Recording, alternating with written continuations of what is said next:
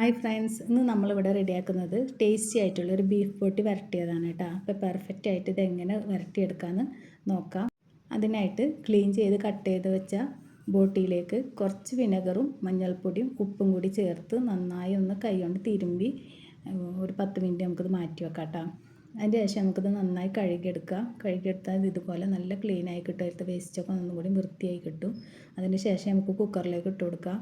നമുക്കിനി ഇതിലേക്കുള്ള പൊടികളൊക്കെ ചേർത്ത് കൊടുക്കാം. ആവശ്യത്തിന് ഉപ്പ് ഇട്ട് കൊടുക്കാം. പിന്നെ വേണ്ടത് 1 ടീസ്പൂൺ മഞ്ഞൾപ്പൊടി, 2 ടേബിൾ സ്പൂൺ മല്ലിപ്പൊടി ചേർത്ത് കൊടുക്കാം, 1 ടേബിൾ സ്പൂൺ മുളക് പൊടി, പിന്നെ വേണ്ടത് കുരുമുളക് പൊടിയാണ്. 1 ടീസ്പൂൺ കുരുമുളക് പൊടി ചേർത്ത് കൊടുക്കാം. ഗരം മസാല 1/2 ടീസ്പൂൺ ഇട്ട് കൊടുക്കാം. പിന്നെ പെരിഞ്ജീരകം പൊടിച്ചത് 1 ടീസ്പൂൺ ചേർക്കാം. ഇഞ്ചി വെളുത്തുള്ളി പേസ്റ്റ് 1 ടേബിൾ സ്പൂൺ, ചുവന്നുള്ളി 1 കപ്പ് ഇട്ട് കൊടുക്കാം കേട്ടോ.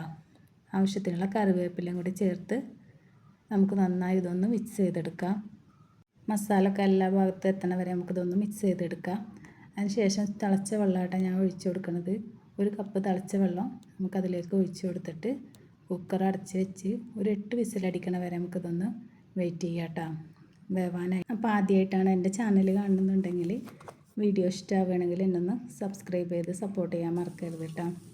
പിന്നെ നമുക്കൊരു ഉരുളി വെച്ചിട്ട് അതിലേക്ക് ഒരു സവാള അരിഞ്ഞ് ചേർത്ത് കൊടുക്കാം.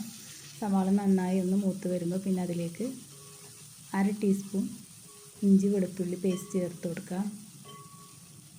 അത് നന്നായി മൂത്ത് വരുമ്പോൾ അതിലേക്ക് പിന്നെ 2 പച്ചമുളക് അരിഞ്ഞ കൂടി ചേർത്ത് കൊടുക്കാം. പിന്നെ വേണ്ടത് 1 തക്കാളിയാണ് കേട്ടോ. അധികം തക്കാളി വേണ്ട. ഒരു ചെറിയ തക്കാളി ചേർത്ത് കൊടുത്തിട്ട് അതും കൂടി എല്ലാം കൂടി ഒന്ന് വഴറ്റിയെടുക്കാം.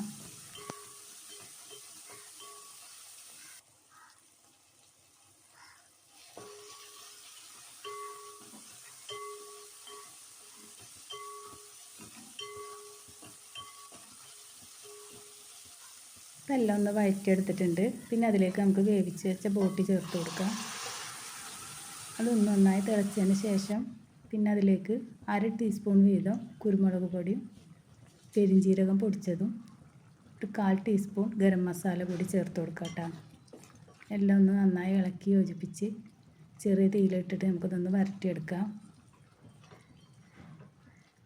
അപ്പോൾ നമ്മുടെ ബോട്ടി ഇവിടെ ഡ്രൈ ആയി വന്നിട്ടുണ്ട്. പൊറോട്ടയുടെ കൂടെയും പത്തിരിയുടെ കൂടെയൊക്കെ നല്ല ടേസ്റ്റാണ്. ഉള്ളിയുടെ കൂടെ പറയാനില്ല. അപ്പോൾ എന്തായാലും നിങ്ങളൊന്ന് ട്രൈ ചെയ്തിട്ട് ഫീഡ്ബാക്ക് പറയാം കേട്ടോ.